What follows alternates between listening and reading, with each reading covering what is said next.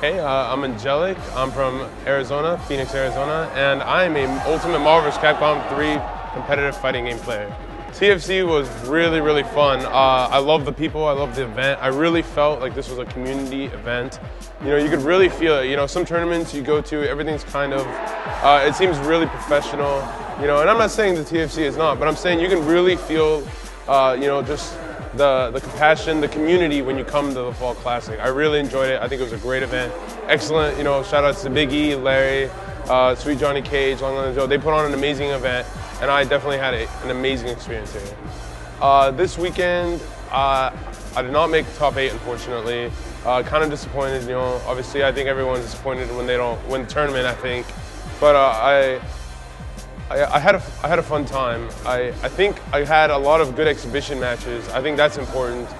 I played against a lot of strong competitors. You know, I got to play against Justin Wong, you know, Filipino champ, you know, Knives, Moons, you know, a lot of good exhibition matches, and I think I did pretty well on those. As far as tournament though, I did not get top 8, so I am disappointed in myself. But I think this was a good experience overall. Well, when I originally started playing this game, like most people, there's not a tier list, so you just pick what you like. I originally started playing like Sentinel, Dormammu, and then Shuma wasn't released, so I played Morgan at the time, and I had a lot of fun. Shuma came out, and I actually agreed with the skeptics. I really thought he was unplayable. Marvel 2, he was unplayable. I didn't have a lot of hopes for him.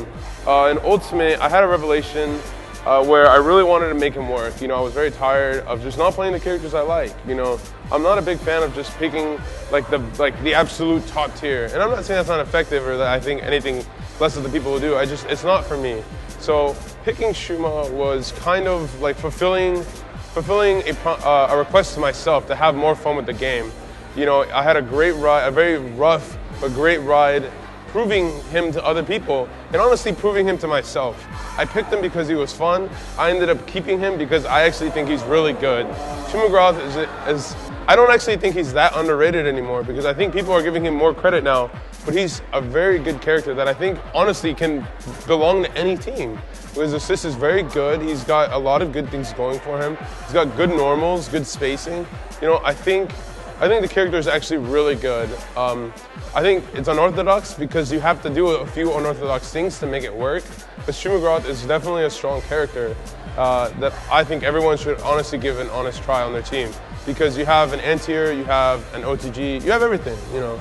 So Shuma Gorath, definitely my favorite character. My EVO experience at top 8 was very, very emotional, very heavy. I mean, honestly, I could say that I was probably experiencing a range of emotions at the same time. I was very hungry, I was very tired, I was very sleepy. I was very, you know, I felt slow, I felt fast. You know, I was also very excited. I was very hungry, you know, hungry for the win. I wanted it really bad, very motivated, you know. It was definitely an interesting experience. I've never gotten top 8 on the biggest stage in the world before, EVO before. You know, so for me it was a very big deal.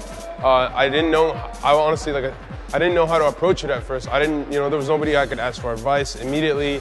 I didn't know if I should, you know, go to sleep, I should go eat, I should go play, I should, you know, practice, I should go, you know, have fun with the roulettes. I didn't know what to do. Top 8 is just very overall a range of emotions. But the first match that I had to play was Cloud 805.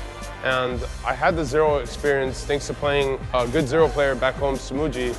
I had the Zero matchup, so I was very confident, and the day that I had to play him, I woke up and I immediately started playing against my friend.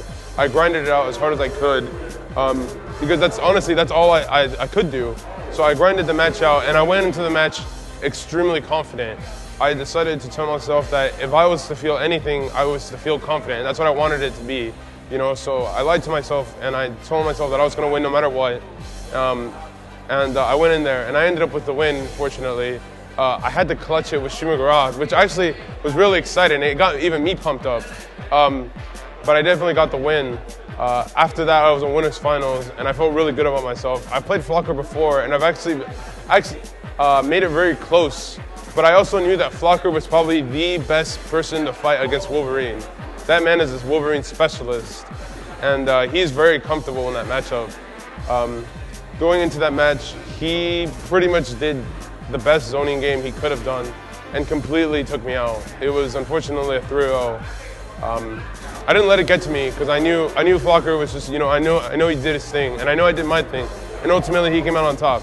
But I had to focus against the losers finals, which was Justin Wong. Now, Justin Wong is a really interesting player. I have the utmost respect for him. He's arguably the best player ever from America. But Justin Wong in Marvel 3 is a different story for me. I always feel like I could definitely beat him, but I always miss the opportunity that matters. Justin Wong was probably the most interesting match of Evo for me because that was the one match that I knew I could win, but I didn't end up winning. I applied a lot of various texts that I had saved specifically for that matchup, and they still didn't seem to matter. He's a very smart player, he's very interesting, and he's really good at just reacting, at making a decision based on things that he's never seen before. So unfortunately, I lost to Justin. So my overall top 8 experience was going 1 and 2, but I think just being there, being on the stage, feeling the hype, feeling the community, the Shuma chants got to me. They got to me so bad. I didn't know what to do after that. I sat down on my chair after they started chanting Shuma, and I just started looking at my phone, and my phone started blowing up. It was very emotional. I was so happy. I was so happy to be part of the fighting game community. I was so happy that people were ecstatic to see Shuma on the stage, because to me, like I said, I've always been climbing that hill where people like all the time, as soon as I lost the tournament, they'd be like, dude, drop Shuma. What are you doing? Why are you playing Shuma? He's a bad character. Why are you wasting your time? I've been dealing with that for a little over a year now since I picked him up. So hearing the chants, hearing the crowd live to see that moment was just amazing for me. It was an unforgettable experience. I will never forget it. And honestly, I use it to motivate me now, to make sure I keep playing that character, keep on top of my game, keep evolving, and then just making sure that the dream is alive, at least for Shuma, I've known Kugi for a while. He lives in Phoenix, Arizona, which is extremely convenient. Sometimes I would help him with things, he needed help like packing shirts to go to Evo and stuff like that. And to me, I've always known Brokentier to be one of the best one of the best companies that supports the community. I've single-handedly seen Kugi sponsor locals and tournaments, just majors, players, for the benefit of the community. Honestly, a lot of these things I know probably aren't like the cheapest thing to do. So I've always known him to be a very, very for the community type of guy that runs a company. So I've always helped him out, do whatever he needed to, because for me, helping him out meant I helped the community in maybe a small, ambiguous way. So I've met him before because he lived in Phoenix, Arizona. After Evo, I actually went to him to seek advice because I wanted to know how I should, try to approach this, because I had some hype going for me. And honestly, I need a sponsor. It's kind of expensive to do certain things, but I also wanted to, just try to be part of a team, So I went to him, and then we got talking, and then one thing led to another, and that's kind of how I became part of Brokentier. He offered me a position on the team, and of course I accepted within a heartbeat. It's a dream come true. I love playing fighting games, and going to more events is my dream at the moment. Brokentier is such an amazing team, composed of such amazing players. Quite literally, some of the, like Marlon Pie, Clockwork, I know Yipes currently isn't on the team, but he works very closely with Kugi, so Yipes and Viscount, they're all such intelligent individual players. They're so much fun to watch that being part of the team was kind of like a goal of mine as well. It all kind of came to a conclusion when I went to Kugi for advice, and he was willing to help me out. He's always helped me out, and that's kind of just how it happened, I guess. I think from here, honestly, it's funny because most people set goals from themselves, and then they think that that's like the end of the hill. I want to win Evo, or I want to be sponsored, things like that. But I find myself constantly finding out that every sort of goal that most people think is the end game is actually just the beginning. At first I wanted to win a local. At second, I wanted to win, or I wanted to place.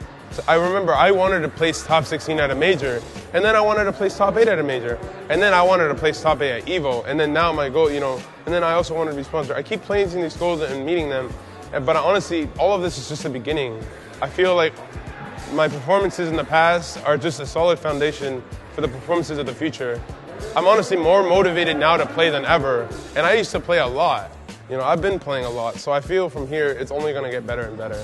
You know, I'll only evolve as better as a player. You know, traveling will let me fight more competitors more competitors that are a big threat, very experienced players like Justin Wong. You know, playing Yipes. You know, playing those types of people on a more regular basis will only help me improve as a player. And honestly, my current goal right now is to win a major, and I don't see myself stopping until I do that. So I do look forward to the future, and I don't think anything is going to stop anytime soon. This is definitely just the beginning, especially for me.